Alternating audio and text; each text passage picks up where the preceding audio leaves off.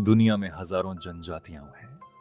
कुछ सभ्य हो चुकी हैं, कुछ आधुनिक दुनिया के साथ चल रही हैं। लेकिन अमेज़न के जंगलों में आज भी ऐसी जनजातियां रहती हैं जिनसे दुनिया डरती है।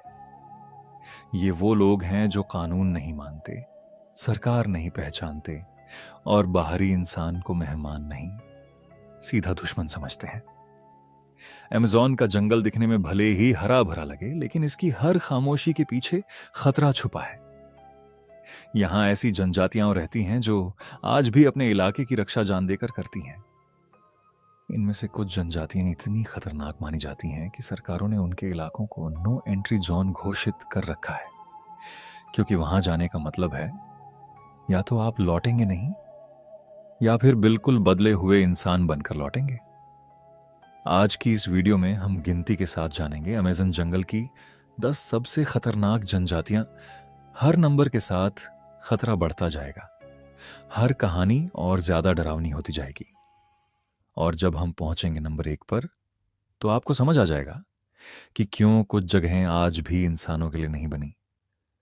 तो चलो गाइस, अब बिना देर किए वीडियो करते हैं स्टार्ट।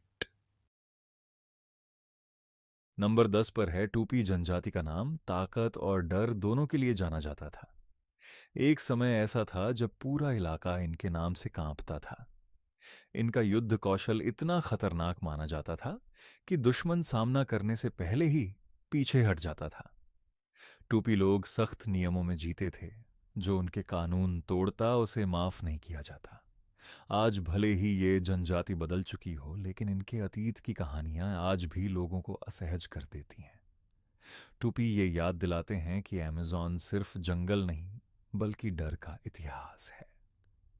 नंबर 9 पर है मुंदुरुकु जनजाति। अमेज़न के घने जंगलों में एक जनजाति ऐसी भी है जिसका नाम सुनते ही पुराने एक्सप्लोरर्स की रूह कांप जाती थी। इस जनजाति का नाम है मुंदुरुकु। मुंदुरुकु लोग जंगल के योद्धा माने जाते थे। इनका हमला तेज, खामोश और अचानक होता था। कहा जाता है कि ये लोग दुश्मन को सिर्फ हराते नहीं थे, बल्कि उसे डर की मिसाल बना देते थे। इनके लिए जंगल सिर्फ रहने की जगह नहीं, बल्कि एक युद्ध भूमि था। जो भी इनके इलाके में बिना इजाजत घुसा, उसके लिए वापस लौटना आसान नहीं होता था। मुंदरुकु की पहचान उनकी निडरता थी। ना सरकार का डर, ना बाहरी दुनिया की परवाह। आज भले ही समय बदल चुका हो, लेकिन अमेज़न के जंगलों में इनका नाम आज भी खामोशी के साथ डर पैदा करता है। मुंदरुकु हमें याद दिलाते हैं कि अमेज़न की असली ताकत उसके पेड़ों में नहीं, बल्कि उन लोगों में छुपी है जो सदियों से इस जंगल की रक्षा करते आए हैं। नंबर 8 पर है शुआर जनजाति। ये लोग खुद को जंगल का असली मालिक मानते थे। इनके लिए बाहरी इंसान मेहमान नहीं, सीधा खतरा था। शुआर योद्धा लड़ाई से डरते नहीं थे, बल्कि लड़ाई को अपनी पहचान मानते थे। इनका मानना था कि दुश्मन को मारना अंत नहीं है, असल डर उसके बाद शुरू होता है। कहा जाता है कि ये लोग दुश्मन की ताकत उससे छीन लेने में विश्वास रखते थे। इसी सोच ने इन्हें अमेज़न की सबसे डरावनी जनजातियों में शामिल कर दिया। शुआर लोग जंगल की हर आवाज पहचानते थे, पत्तों की हलचल, हवा की दिशा और इंसान की सांस तक। अगर कोई इनके इलाके में चुपचाप भी घुस जाए तो उसे लगता था वो अकेला है, लेकिन असल में हर तरफ शुआर की नजर होती थी। इनका हमला तेज होता था, खामोश होता था और बिना चेतावनी के। आज भले ही आधुनिक दुनिया इन तक पहुंच चुकी हो, लेकिन उनकी पुरानी कहानियां आज भी अमेज़न के जंगलों में फुसफुसाहट बनकर घूमती हैं। शुआर हमें ये सिखाते हैं कि असली डर हथियारों में नहीं, बल्कि उस सोच में होता है जो इंसान को बिना आवाज खतरनाक बना देती है। नंबर 7 पर है अवा जनजाति। अवा लोग पूरी तरह जंगल पर निर्भर हैं। उनका घर, उनका खाना और उनकी जिंदगी, सब कुछ जंगल से जुड़ा है। इसी वजह से हर बाहरी इंसान उनके लिए सिर्फ अजनबी नहीं, सीधा खतरा बन जाता है। अवा के इलाके में अगर कोई गलती से भी घुस जाए तो उसे लगता है जंगल शांत है, लेकिन यही शांति सबसे ज्यादा डरावनी होती है, क्योंकि अवा लोग हमला करते समय आवाज नहीं करते। न चेतावनी, न शोर, सिर्फ अचानक खतरा।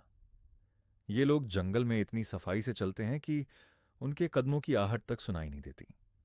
हवा के लिए जंगल बचाना अपनी जान बचाने जैसा है। जो भी पेड़ों को नुकसान पहुंचाए या उनकी जमीन छीने, वो उनका दुश्मन बन जाता है। कहा जाता है कि कई बार औवा को देखा तक नहीं गया, लेकिन उनका डर महसूस किया गया। आज भी सरकारें इनके इलाकों को संवेदनशील मानती हैं, क्योंकि औवा से टकराव मतलब है जंगल से टकराव, और अमेज़न का जंगल कभी माफ नहीं करता। नंबर 6 पर है मैटसेस जनजाति। मटसेस लोग जंगल की हर जड़, हर पत्ता और हर जहर को पहचानते हैं। जो चीज एक आम इंसान के लिए सिर्फ पौधा है, वही उनके लिए मौत का हथियार बन जाता है। इनके तीर सिर्फ नुकीले नहीं होते, बल्कि जहरीले होते हैं। एक छोटा सा जख्म भी धीरे धीरे खामोशी से खत्म कर सकता है। मटसेस का हमला कभी जल्दबाजी में नहीं होता।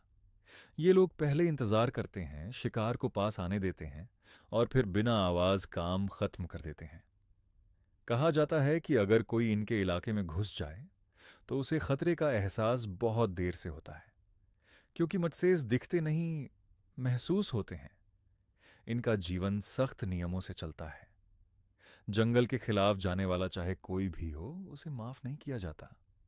आज भी अमेज़न के कुछ इलाकों में मटसेस का नाम एक चेतावनी की तरह लिया जाता है, क्योंकि जहां मटसेस की खामोशी होती है, वहां खतरा पहले से मौजूद होता है।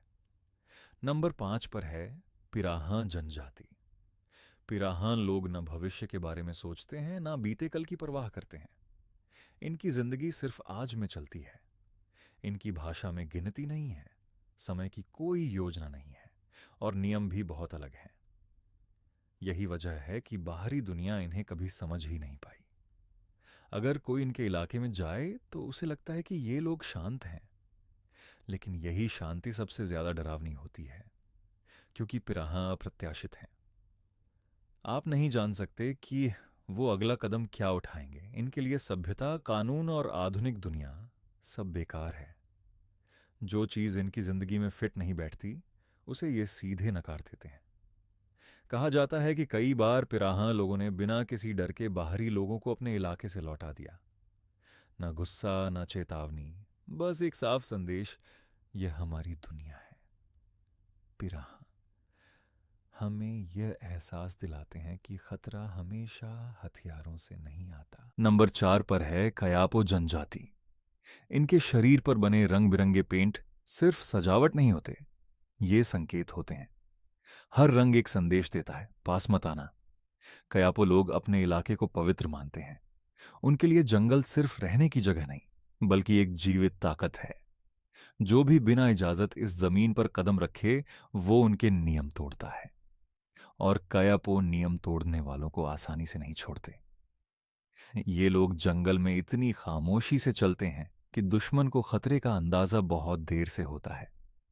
कहा जाता है कि कयापो योद्धा पहले देखते हैं, समझते हैं, और फिर अचानक सामने आते हैं। उनका आना शोर के साथ नहीं, बल्कि डर के साथ होता है। आज भी जब जंगल काटने वाले या बाहरी लोग इनके इलाके के पास जाते हैं तो कायापो सीधे खड़े हो जाते हैं। बिना हथियार दिखाए भी उनकी मौजूदगी काफी होती है। कयापो हमें याद दिलाते हैं कि अमेज़न में सबसे खतरनाक चीज जंगल नहीं, बल्कि वो लोग हैं जो उसे हर हाल में बचाने को तैयार रहते हैं।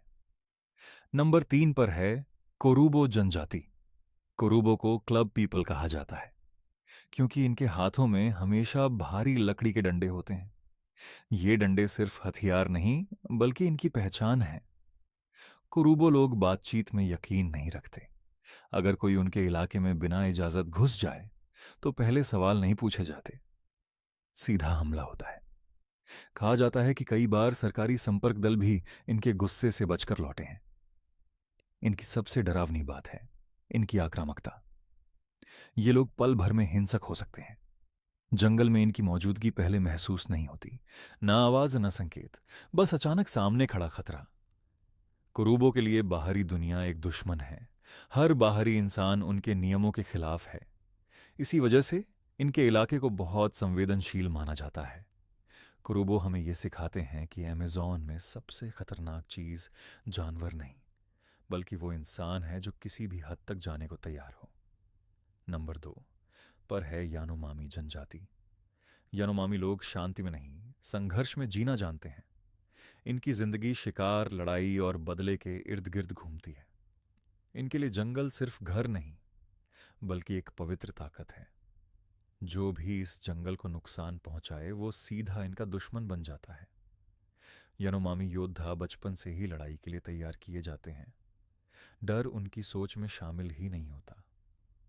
कहा जाता है कि इनके बीच आंतरिक लड़ाइयाँ भी होती हैं, लेकिन जब बाहरी खतरा आता है तो ये एक साथ खड़े हो जाते हैं। इनका हमला तेज होता है, निर्दयी होता है और बिना चेतावनी के। जो भी इनके इलाके में बिना इजाज़त गया उसके लिए वापसी की गारंटी नहीं होती। आज भी सरकारें यनोममी इलाकों को हाई रिस्क जोन मानती हैं, क्योंकि यनोममी से टकराना मतलब है जंगल से और उसके कानून से टकराना। और अमेज़न का कानून दुनिया के किसी भी कानून से ज़्यादा खतरनाक है। नंबर 1 पर है सेंटिनले से जनजाति। ये वो लोग हैं जो आज भी आधुनिक दुनिया से हजारों साल पीछे जी रहे हैं। ना मोबाइल, ना सड़क, ना सरकार, सिर्फ उनका जंगल और उनके नियम। सेंटिनली से किसी से बात नहीं करते, किसी को चेतावनी नहीं देते और किसी को दूसरा मौका नहीं देते। जो भी इनके इलाके के पास गया उसे पहले समझने का मौका भी नहीं मिला, सीधा हमला हुआ।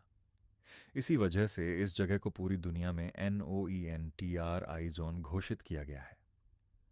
यहां जाना सिर्फ गैर कानूनी नहीं, बल्कि सीधा मौत को न्योता देना है। सेंटिनलीज के लिए हर बाहरी इंसान बीमारी, खतरा और दुश्मन है। इनका मानना है कि अगर बाहरी दुनिया उन तक पहुंची तो उनकी पूरी सभ्यता खत्म हो जाएगी।